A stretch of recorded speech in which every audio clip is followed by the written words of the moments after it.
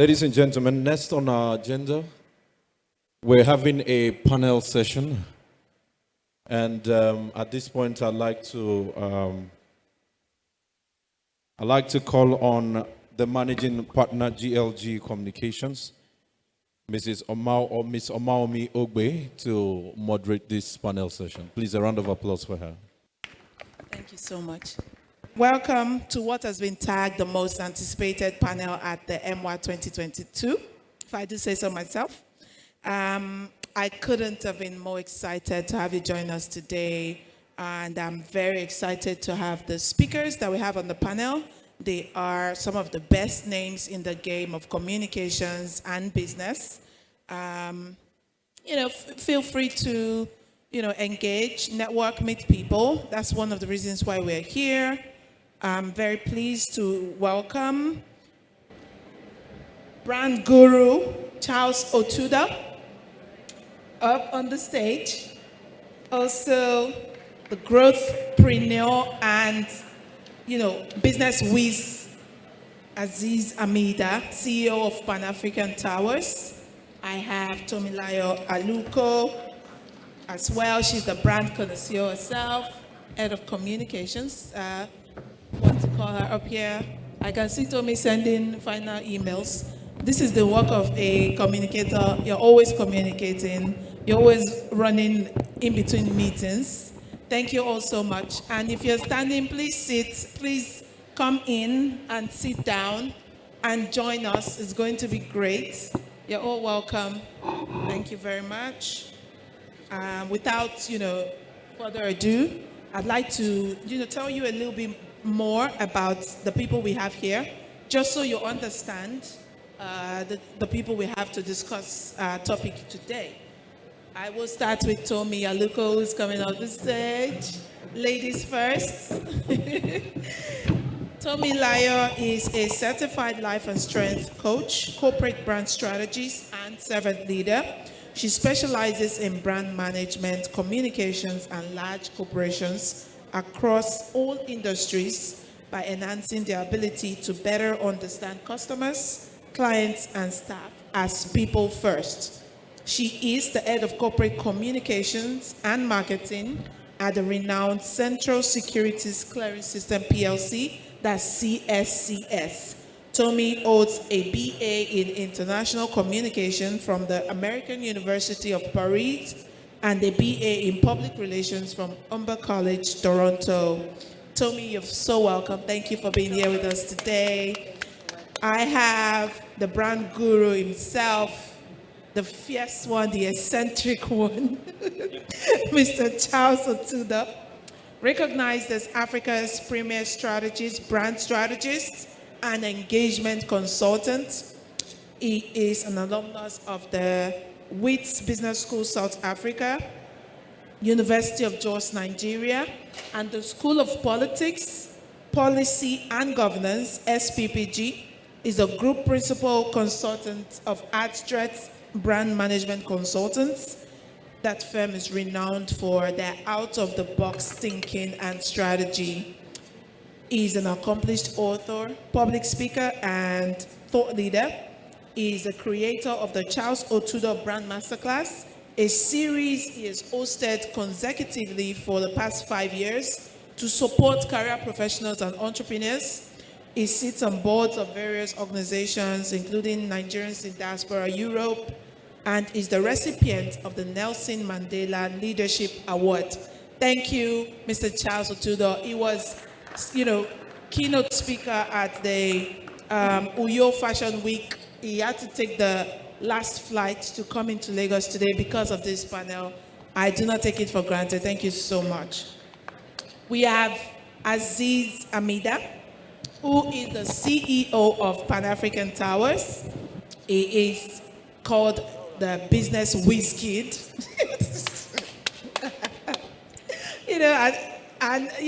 Is a whiz, not the type that sings, you know what I mean? And under 40 business leader, he has over 18 years of professional experience, cutting across 6 countries and 12 industries, including telecommunications, FMCG, healthcare, investment banking, private equity, and financial advisory until his recent role at Pan-African Towers, which took over the entire media everywhere. Azeez Amida has been appointed CEO of Pan-African Towers. Congratulations on that. He was CEO of IHS Rwanda, and he led that company to become the fastest growing entity in 13 markets. A graduate of economics. Amida, Mr. Charles is giving you a standing ovation. Wow, wow. Yes, the company was actually like the underperforming one, and then he took over and he became the most performing in 13 markets. Amazing stuff. And that's why he's on the panel today. He's an alumnus of the IE Business School, Spain, and a member of the Chartered Institute of Management Accountants. Thank you so much for being here. So, welcome our speakers, amazing speakers. I also have some communications pros and experts here. We have Rafiat Gawat, who was our panelist last year here at this same stage, although it was on the other side. She's head of communications at the TGI Group. Amazing work. And we have, the former head of communications at the Afri-Exim Bank. Thank you so much for being here, Mr. Emeka. We're so glad to have you. Thank you to all our guests, online and in person. We're grateful to have you here. It's a Wednesday morning. We know you have something to do, but we promise that this is going to be worth the while. So I'm just going to dive in. Please use the hashtag GLG at EMWA and EMWA 2022. This is EMWA, EMWA, to tweet some great things that our panelists are going to be sharing, and, tag them. The handles are their names. So I'm just going to start. I have a general question for everyone, and I will start with you because you're close to me. Yes, many people see PR. He's not in PR, by the way. He's a finance guy. He's the money guy. But we wanted someone to speak about PR from the client's perspective. While we have two professionals, who will talk about the consultant and the professional perspective, so that it's a well-rounded conversation. Many people see PR. You are the CEO of a company. You've been a CEO. You've been in leadership and directorship.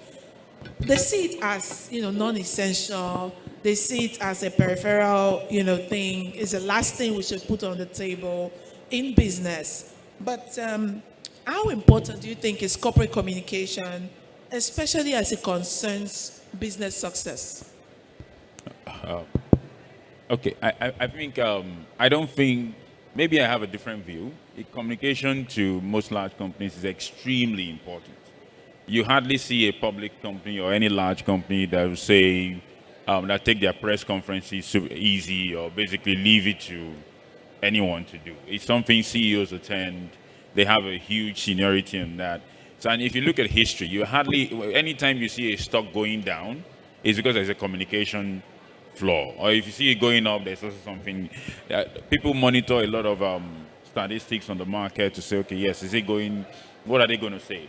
If the Fed chairman in the US comes out and says something, the market reacts. So everyone reacts to communication. So it's extremely important to businesses. So yeah, I don't think it's something that is any longer at the bottom of the food chain in organizations. It's really, really high up there. Thank you so much. Tomi.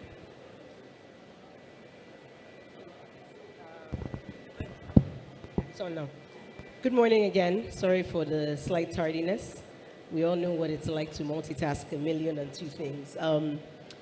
So I take a little bit of a different view.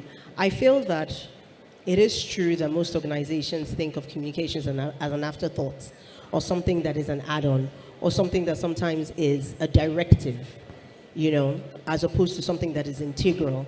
And I think the biggest gap that I find, especially because communications is also quite wide. We're looking at a gamut of, from public relations to journalism to advertising, the entire integrated scope.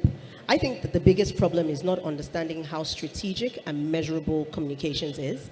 And I feel that that's the reason why a lot of organizations fail to engage sooner than later. Then we become a crisis management outlet where you're not finding the effect that you would have desired if you had carried them along from the get-go.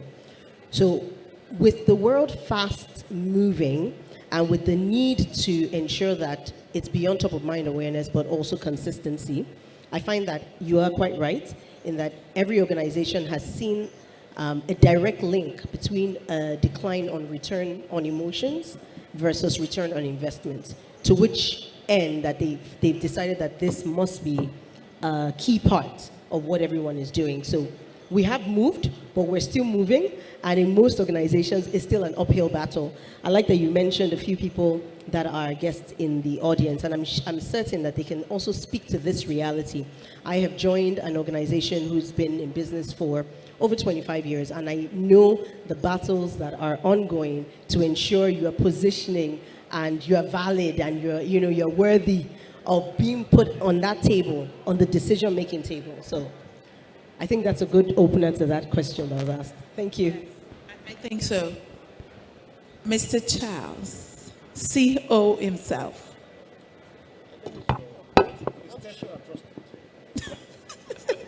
That's trust issues right there. Okay, I want to speak from a different point of view. I've been fortunate to start a brand consulting firm that also gave birth to a media buying company and a PR firm where I did not get involved, but I understand how it works. So let me put it from a holistic point of view. There's a debt of knowledge. If you want to understand why we are where we are, let's take it back to a historical point of view. A lot of practitioners in the market are unlearned in the rudiments of brand management strategy. Look, you cannot create impossible from nothing. Let me give you an instance. You are running a PR campaign. Where is it coming from? From crisis, right? Crisis. So you get a brief, there's an issue. But where is the root coming from? You have to go to the root of the brand itself, not from the problem. So most practitioners take it from the surface.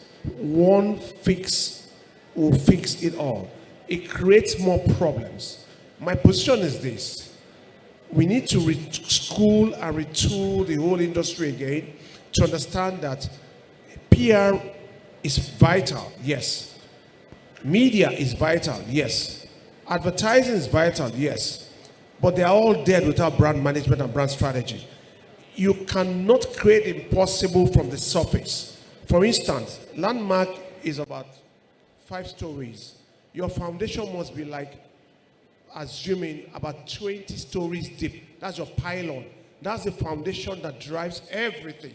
So brand management is the basis on which you create, and then your strategy. You can't have an issue from the surface and you deal with it from the surface. So what is the problem and what's the way forward? I think we need to retool, in summary.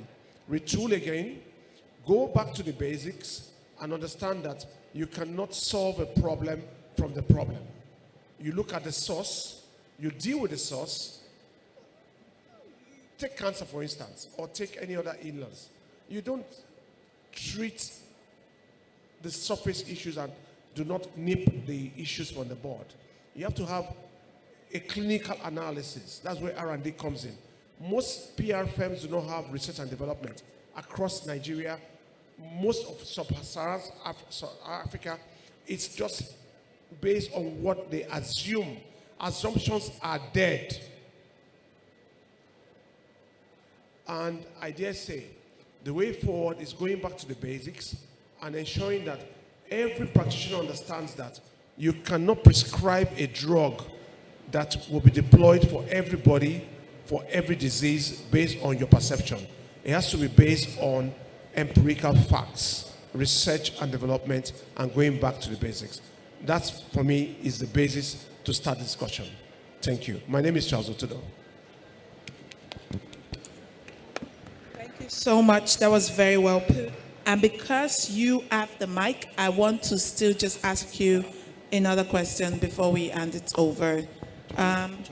One of the truths that the pandemic brought to the fore is that, most companies, especially manufacturing companies, because during the pandemic, during the the time at the peak of the COVID, I did a lot of reading, like many people who had to stay indoors. And I saw that there's so many manufacturing companies who could not reach their clients, could not reach their audiences, just because they were very, they leaned more on face-to-face communication. They didn't have a database. They didn't have even a communication plan to let people know, oh, this is where we're going. This is what we will now do. This is how we're pivoting. So it really put the light on their plan to show that they didn't have a communication strategy. Most of them did not have. Even last year, whilst we were here, we spoke to some companies. They still do not have.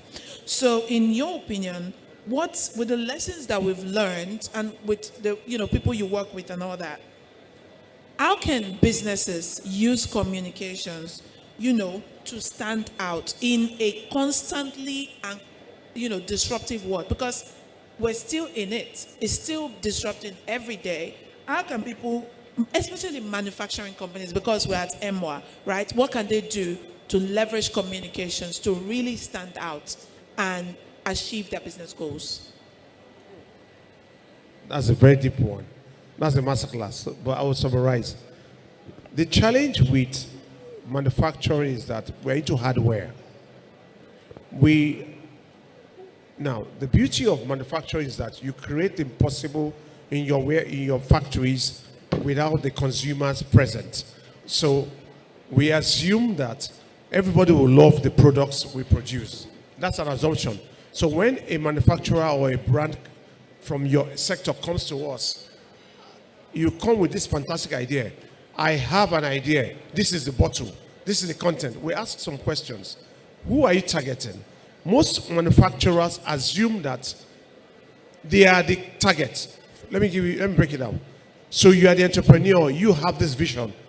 You had a test one day. You were in an aircraft. You wanted something. So you suddenly get the money. So you assume there's what I call accidental entrepreneurs and intentional entrepreneurs. So that also happens in manufacturing. So in entrepreneurship, I was talking somewhere yesterday, I said $31 billion is the fashion industry sub-Saharan Africa. I don't have the facts for manufacturing. So 15% of that is from Nigeria. Let me just break it down. $31 billion is the budget for fashion industry, the market in sub-Saharan Africa. Nigeria owns 50 to 70%. And I ask the question, how many percent of that do you really want? Some people said they want 5%, 2%. I say you cannot even own more than 0.1% because of infrastructural issues.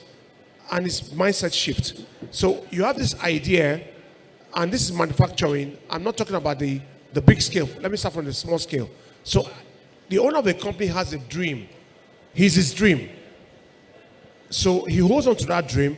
He builds it and it becomes a conglomerate. But guess what? There's still a problem. That his dream still remains his dream. Unless he allows that dream to become a bigger dream. Where he has, even when that man brings other stakeholders, he still controls the dream. Sorry, am I right or wrong? I can give you one case study. I worked with that bank for almost 15, 12 years. From Standard Trust Bank, from beginning till UBA, I work with Tony Omedu. I understand that brand. That's a case study, right? He's back as chairman, right? But guess what? Is the bank doing well? Is it doing well?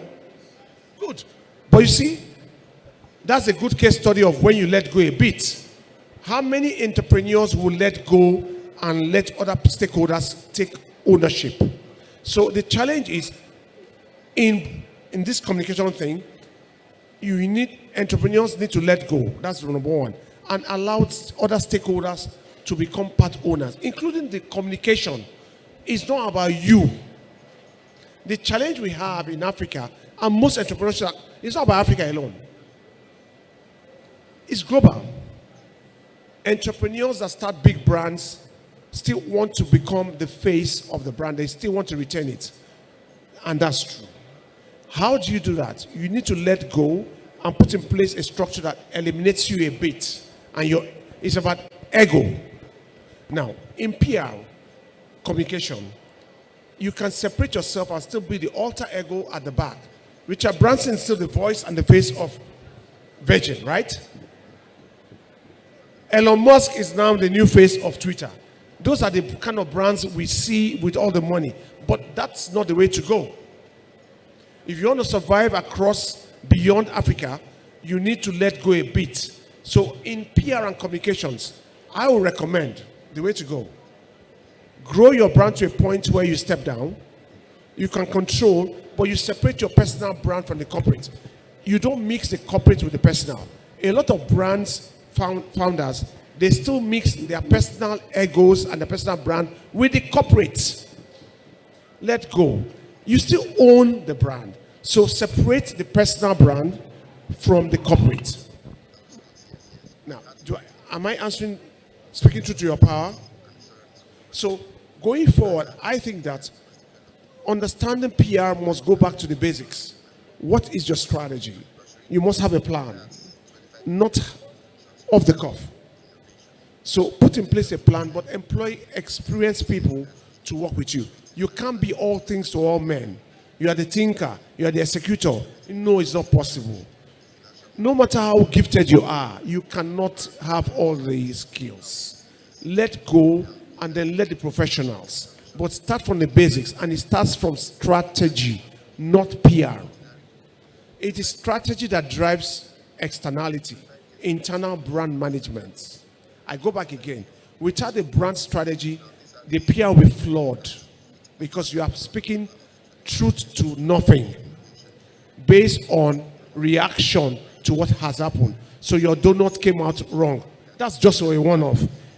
Out of 2 million people that came, only one person complained. We are getting something right, right? So why are we overreacting to one person? Remember the dancing boys? What happened? They did not take advantage. That's also a case study. I hope I spoke this well. Thank you very much. So the recommendation for manufacturing companies is, get professionals and have a brand strategy put in place so you can implement your, PR and be able to win with it. Right.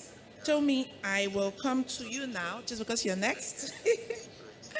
You have once owned your own brand consultancy, and then you have worked with some really big brands, as head of communications, worked with the, for the client side and all of that. What have you identified, right, as the most common assumption the business owners have, like entrepreneurs, as regards corporate communications and business success? Some, really flawed or common assumptions that may not be right. Please share and how they can be resolved. Okay, so I genuinely like that question, genuinely, because it's the bane of my existence. As you said, I used to run my own brand consulting company. Prior to this, home and abroad, I've also worked in agencies. And I've worked corporate for as long as well. So I'm saying this with full authority. I believe that the biggest misconception that exists is that communication cannot be measured. That corporate communication strategy cannot be measured. It then dovetails into many issues like it's subjective. How do we know we're working? Just because people are talking about us, what does that mean to us? People feel like corporate communications is not an exact science. I take plenty pride and joy in schooling people otherwise. My first degree was in public relations, as you rightfully stated. My second was in international communications. I actually specialized in brand strategy. It is an exact science. Why is it an exact science? Human behavior can be calculated. We have seen that over time. You can measure cause and effect. Now, the reason why a lot of people feel like it's subjective is we need to go back to history. For a very long time, things that had to do with communication felt like the soft skill. And soft skills a lot of times are not measured as harshly as the hard skills are measured. And that is where that conception started. So this is a Nigerian audience. Let's think about it. Most people that studied mass comm, which is probably the closest thing to anything I've studied, or journalism, probably got into it because they didn't get into law. True or false? True, right? Meanwhile, there are professors that have PhD in this subject matter. So how can it be that trivial? How can it be a second option to not getting into law? It still baffles me. I recall when I left the country, I was supposed to study law, according to my parents. And I went to the school that I had gotten admission into, and they were showcasing different other types of degrees you could get. And I went, let's say in September. School wasn't due to start because of the curriculum there till January. And I remember this person talking so passionately about public relations. Up until that point, I didn't even realize you could get a degree in that. I didn't realize.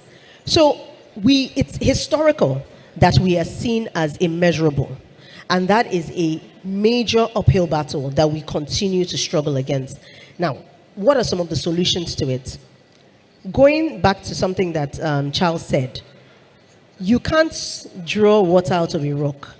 If the people that you are working with that are feeding into the ecosystem of communicators are people that are unaware, uneducated, it becomes a problem. So the biggest solution to the myth that communications cannot be measured is education. People need to be educated on the fact that it is an exact science. 1 + 1 in communication equals 2.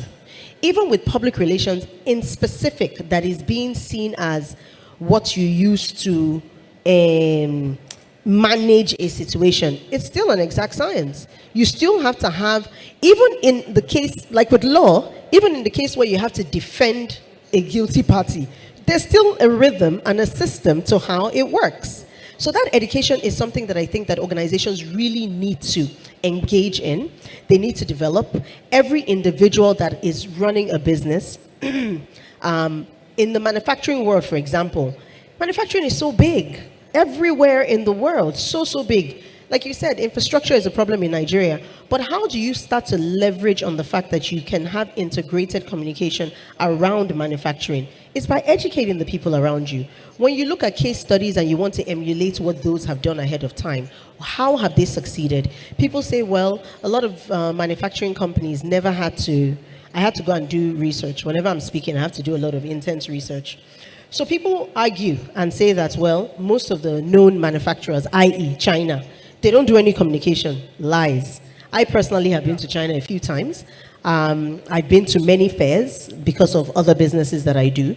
They are so deliberate on how they communicate. People that don't know one word of English have been doing business with certain companies, even in Nigeria, for 50, 60 years. If they're not communicating effectively, how are they succeeding at that? So I had a conversation with someone who said, well, they don't have a comms department. For a lot of people, some things come naturally as part of your strategy, understanding the importance of who your target audience is. So if the myth is that we're not measurable, how do we measure? By communicating effectively. How do you communicate effectively? By having the right mindset of the team members around you.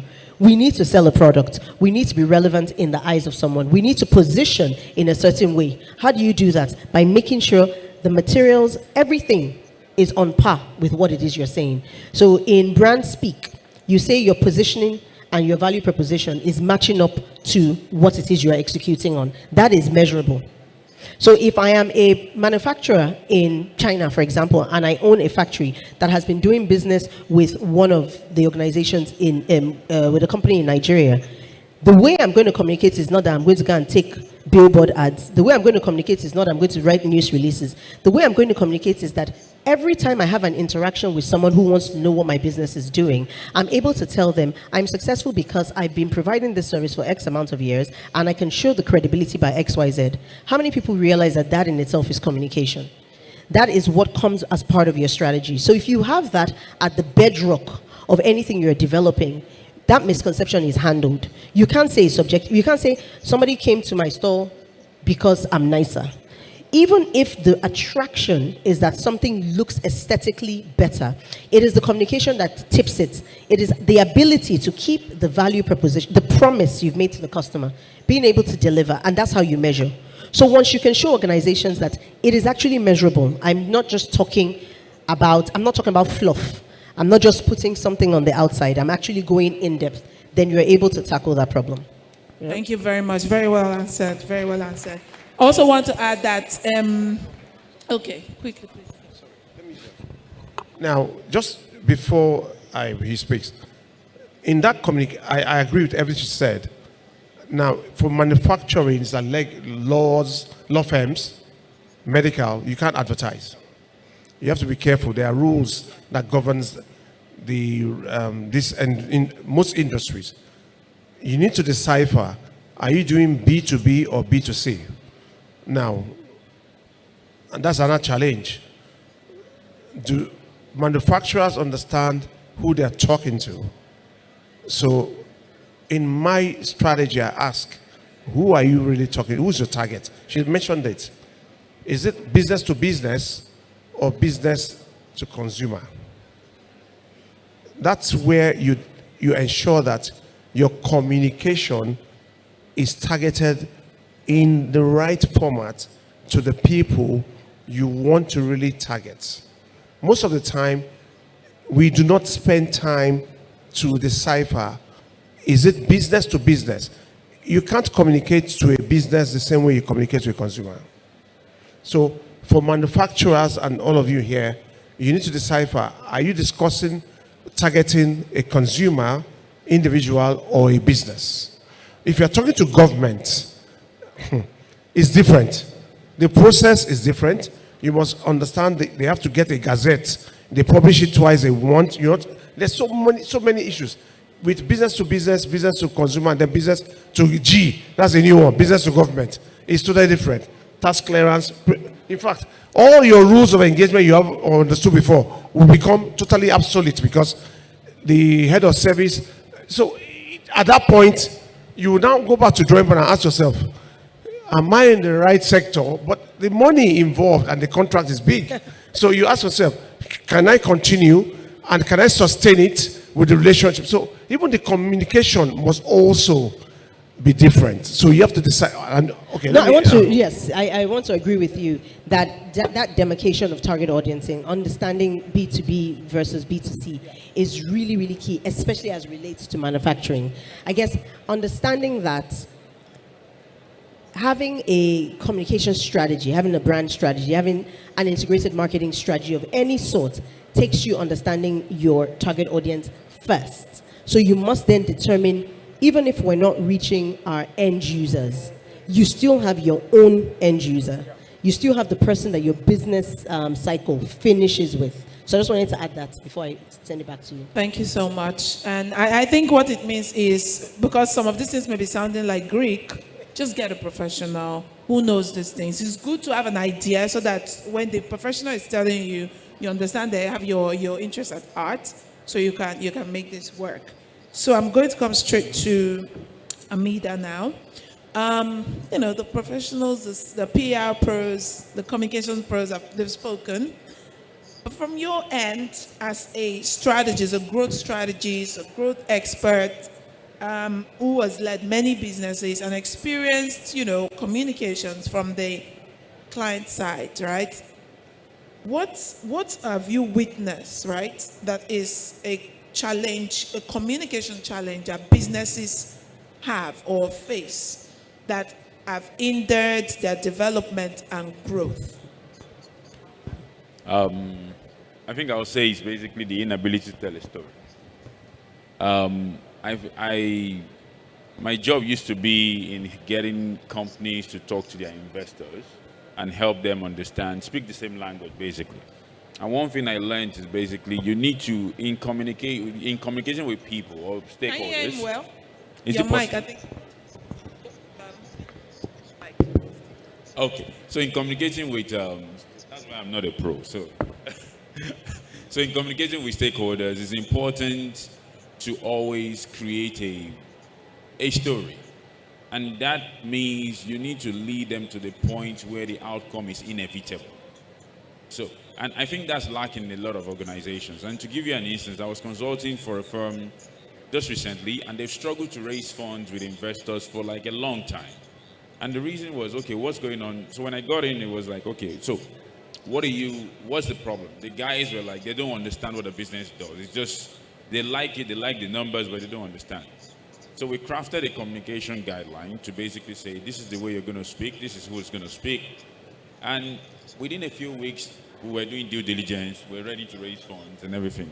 So I think from our own side, to say, at least from my own side of basically talking to the external parties, you need to be able to create an environment where people can say they understand what you're communicating, they understand the agenda, they understand that, okay, you've given them enough comfort to get to where you want to go to. So storytelling is important, generally. It's important you're able to, and the strategy of the entire communication strategy to focus on a specific agenda. If you want to communicate fear to people, you want to scare your investors, for instance, you need to have a guideline to say, okay, yes, we're going to go from here, show them this data, that data, and then we get here. You want to communicate success, there's a way you do it as well. So the same thing, it needs to follow a very clear path of, okay, opening, middle line, and the closing.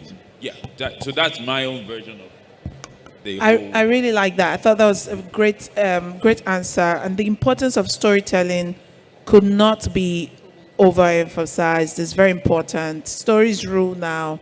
Thank you so much. Are you sure you're not a communications expert? Right. So I'll still ask you again, Amida, while you have the mic. Based on your experience, again, how important, right? How important public relations strategies, especially for business leaders, CEO of manufacturing companies or any kind of company, in today's landscape, especially in today's world? Over the course of your career, are there significant, wins that you've had or your company based on whatever communication strategy or tactics that was implemented, leveraging those things, if you could share? Okay, I think the question is basically, why do you think people get a different sense when you mention a company and they get the same company in the same industry, they get another sense? It's communication. And I think for me, communication is about creating a perspective. If you don't have a PR strategy, you basically will leave your perception to the outside world to a variable you cannot control, and that's dangerous. Somebody could spill coffee. Anybody could say, oh, in that organization, they just throw coffee around. They don't care about their staff. And that becomes, oh, that's what you're known for. So it's important to be able to create a front that equates to what you are. And I think that's where the tricky part comes. A lot of times it's easy to say, okay, let's just communicate, let's make sure we're out there. But it doesn't reflect what is inside. But then, part of the entire strategy of any company should focus on what are we and how are we getting that to the public. So you need to start from what you are. Not, oh, let's just go out there, make ourselves look so great, and then everybody comes in and they're like, no, you're not so great anyway. So it could have a very big counterproductive effect. So to me, you need to start from the inside, understand what you own, understand what you have, then let's put a strategy together in how to get that. Thank you so much. That was just brilliant. Tommy, I will now come to you. Why is it important for any forward-thinking business in today's world to have effective communications plans put in place if they really want to succeed? Okay, so I had a question here. When you're leaving and you hear that people are going to speak somewhere, and maybe the topic excites you or it strikes a chord, how many people actually go and check online for who this person is? Or maybe if you go for an event and you hear someone speak in passing, how many people follow up? Most people. That's why communication is important and integral. We have to be deliberate about everything because nothing is a mistake. See, I feel that one of the shortcomings that we have is underestimating the way the world is moving and what is relevant to decision makers. Our decision makers are getting younger and younger and younger every single day. And how do they make their decisions? via communication. So that's why it's important for it to be strategic. Another example that I wanted to cite is we realize that everybody is a custodian of information, i.e., when we were younger, at least when I was younger, I had to go to libraries to do research. I had to check encyclopedias to see what I was looking for. I grew up as I was entering college as I was getting my second degree as the point where the blogs fair, that's blogging and everything that we know as internet information is now, was still called the blogs fair. We were still arguing in classrooms about semiotics and how that was going to be affected in the use of language as it relates to this new wave. And that was a good 15 to 17 years ago. So what I'm trying to say is the strategy behind communication hasn't changed, but the methodology used has to change. We need to understand that everyone is liable to make up information on their own. Somebody will tell you, I read an article online. I grew up citing your references. An article online is not a cited reference, it's an op-ed. You are dealing with people who don't know the difference between opinion editorial and a fact sheet. So in this climes, it is even ever more important to ensure that you have a clear communication strategy. So whatever narrative that is out there is something that is based on facts and can be backed up, not things that are just opinion pieces. And that's what you see. So you see people telling you things like, I don't like that organization because I've seen a lot of tweets on them, and I've read articles. And people will tell you I've read articles. So I like to look for trouble. Oh, can you share the article with me? And it's a Medium article. I was explaining to some Gen Zs that I work with. I said, you understand that Medium is user generated? And they're like, yeah, but that's where the world is moving to. But I can't quote something that is user generated, except it has been backed up by theology and factual information. So you can't tell me that a decision is being made by XYZ. But in reality, I'm saying this, but I realize that that is the truth. So in developing your communication strategy and understanding the relevance of tomorrow, you start to delve into those informal spaces where you need to tap into information that is relevant. So you now have a professional writing on your Medium, on the Medium platform, so that it's credible. So tomorrow someone doesn't say, well, Tomilayo just wrote a piece. I can say, no, even the piece that I put on Medium is backed by XYZ, because that's where we're competing with now. So it is more important, to your question, it's more important for us to realize that going forward, communication needs to be flexible. We need to understand that the strategies and the necessity behind communication is only going to get more intense, and it hasn't changed, but the methodology on how you deploy needs to evolve on an everyday basis. I think that's how I'd like to end for that question. I love that. You evolve in your methodology and know what is going on. You cannot leave your communication, your brand reputation to chance, because people are forming opinions about you every day, and you have the power to control that narrative. Mr. Charles. Sorry, before Charles goes on, there's a saying that says, if you don't tell your story, someone else will. So I think that falls in line greatly. Now, a lot of times people get intimidated. Even I do. I'm not very social media, is the truth. Omami has been on my case. But I realize that even for larger organizations, you need to understand that if you're not controlling the narrative, if you're not telling the story, if you don't have a clear strategy, I'm not talking about immediate action. I'm not talking about, oh, you have done something so people have reacted. I'm talking about consistent share of mind, consistent top of mind awareness. You have to do that very strategically so that you're relevant and so that other people are not deciding who you are or who you've become. So I just wanted to add that. Right, I love that. And to add, when she says, if you're not telling your story, someone else will, the chances are they're not going to tell the story that you want, right? So Mr. Otuda, I'm going to ask you this. As a brand strategist, who I joke with you and say, you've worked longer than you've lived. I don't know. It just feels like with this, some of us, we used to read about him in the papers, all those, and you think he's someone that's been 100 years old now based on his experiences, his work experiences. You've worked with so many individual and corporate brands. You've done some of them, you've done some huge stuff that have taken like guts and glory, to do. what advice would you give to business owners, CEOs of manufacturing companies, and anyone who's here, an entrepreneur, whatever, even a career professional, about leveraging communications to achieve that business? What advice, one solid advice that you can give to them?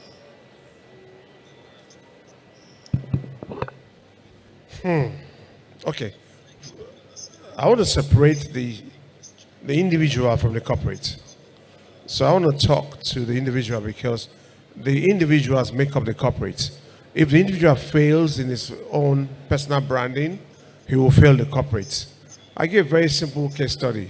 So this man or this woman is a CEO and he cannot manage his emotions and he gets upset at home, and everybody in the office knows that. When he comes frowning, something has gone on wrong at home. Now he has 3 meetings, they can't come to him to fix the meetings. All meetings are cancelled. So he brings his personal issues to the office and the office becomes toxic. That's a personal brand that is not being managed well because emotions come in. My friend, Double Doctor Lanrushola is in charge of that one, emotional doctor. Now, but taking it further, so you have to separate the personal. My own role is to prefer strategy. One, from the individual, ask yourself, who are you? Because it's all about the man and the brand. So my advice will come in 3 parts. Identify who you are, identify your weaknesses and your strengths, convert the personal weaknesses to your strengths, and then now move it to the corporate. For the corporate point of view, do not take your weaknesses into the corporate and then diminish the corporate decision-making process. Because when the CEO is upset, everything stops. You're a group CEO now, Mr. Amida, let me put you on the hotspot. No, we are being factual here. So when you're upset at home, let me even put Mr. Aluko on the hotspot. You work with a CEO, there are days when, I don't know how he works there, but I know that I fight very hard to go to my office every time looking positive, no matter how I feel. Because I know that when I'm upset, I'm upset. My PA will block everyone from seeing me for at least 30 minutes, 1 hour. Now that means that we're shutting down, right? So it affects everybody. Whether you are in manufacturing, you are in any business you are, the CEO runs the business, right? So your mood should not, so you have to get the reign of your personal brand first, and then before you can be effective as a CEO. Now, what is my recommendation? How you can effectively do this? Put in place a structure that checks you as an individual and make it corporate. So if they can't see you as a CEO, who else can they see? You don't run alone. Now, let me give a case study. The oldest case study I found is that is there any Muslim here? Okay, no problem. No, it's okay. It's okay. But I want to use, I'm a Christian, so no offense. Jesus Christ, when he was on earth, he selected 12 people, right? I'm going to stand up. 12 people. Out of the 12, there was inner caucus, right? Yeah. The 3. You know the 3. The treasurer, the doctor. So if Jesus Christ was the Son of God and he had to have a team, he picked only 12, right? He fed 5,000, but he picked a team of 12. How can you, as a CEO, you don't work with your team? If Jesus Christ, prehistoric, before he had a team, so how can you, in this world of today where young men of 15, 20, they are running businesses worth billions, look, it's amazing how these fintech boys, I don't know how they do it. Maybe Mr. Aluko will teach me. I want to raise $5 billion. I'll have to talk to her later. But how did they raise it? It's coming as if we're not in the same business. But I'm content, but I'm not very content yet. But how do they raise this kind of money? But how can a CEO work without a team? Okay, he has a team, but he doesn't work with the team in terms of being guided by the team. How can Christ be alive and allow Judas to betray him? He was a team member, right? That's the frailty of a CEO. You let the team run, but you are in charge, right? I'm not going to religious, but I'm just giving one example. How can it be done as old as it is, and then we have CEOs that run alone? Oh, we have a lot of them. Okay, so what is the way forward? Brands must separate the personal from the corporate. Put in place structures. For instance, a CEO should not be able to speak verbatim when he's upset. He's at an event.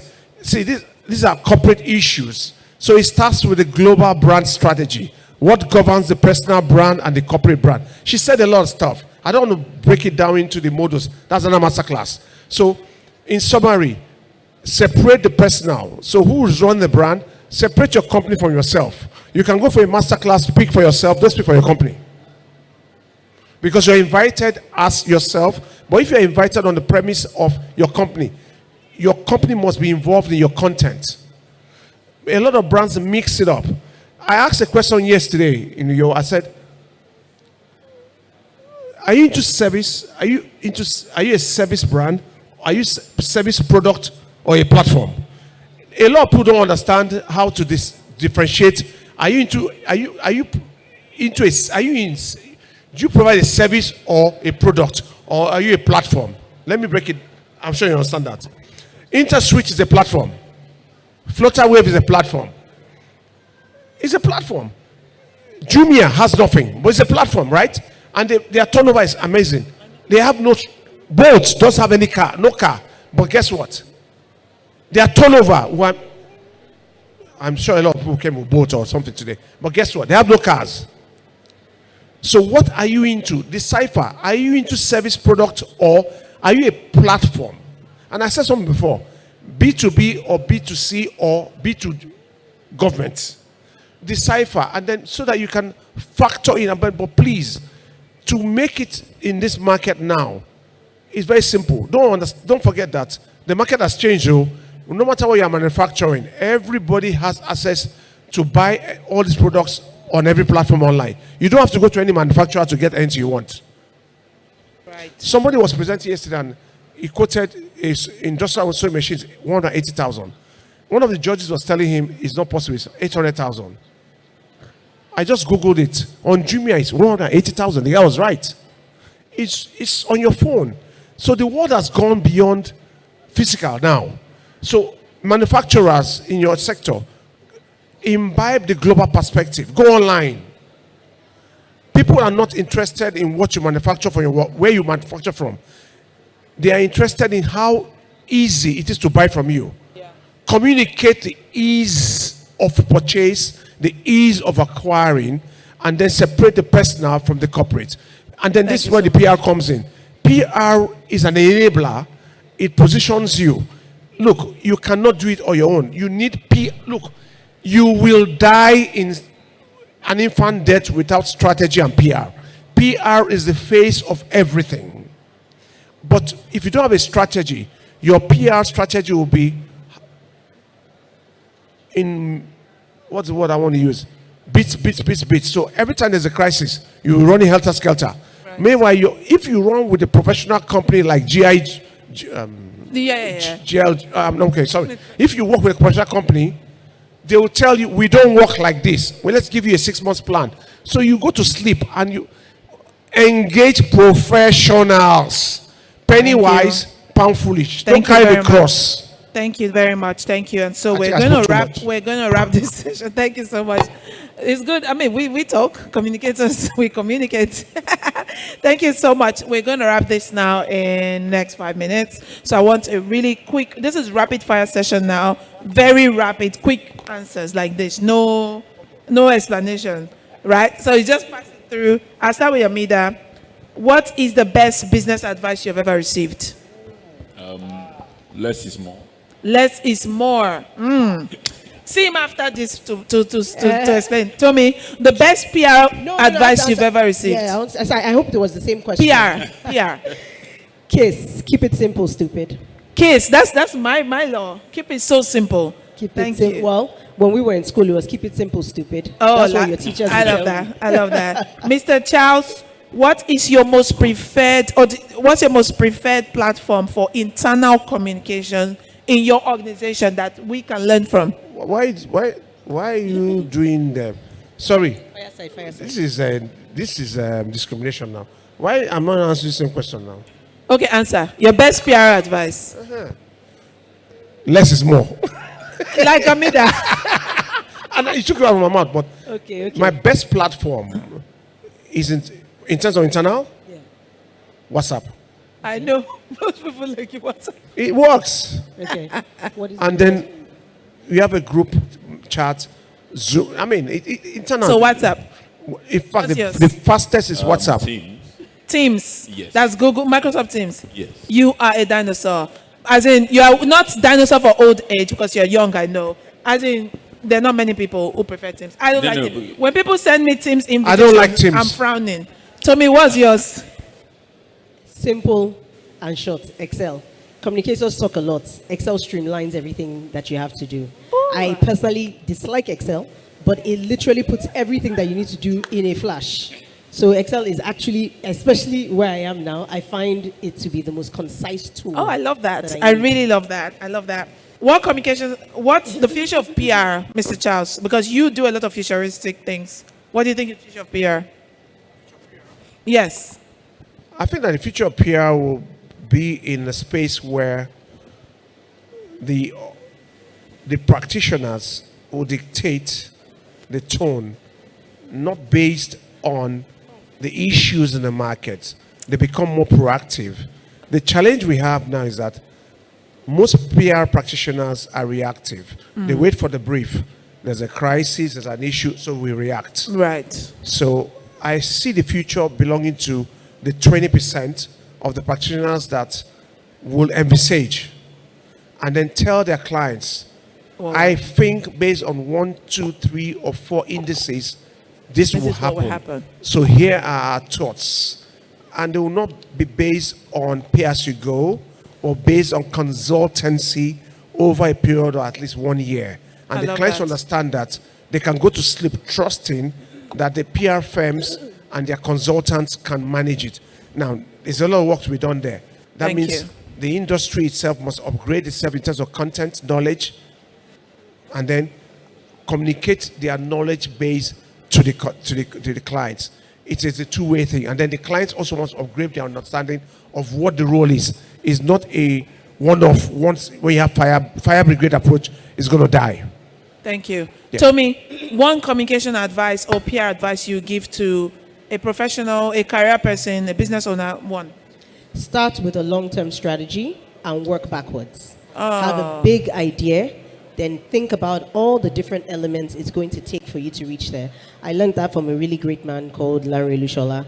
You have your goal, you set it, see yourself where you want to be when you're 50 years old, and then think about all the things that you need to do working towards that.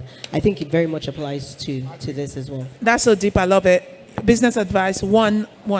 Get a professional. Get a professional. Thank you all so much. Perspective. From your perspective, thank you all so much. It's been so great.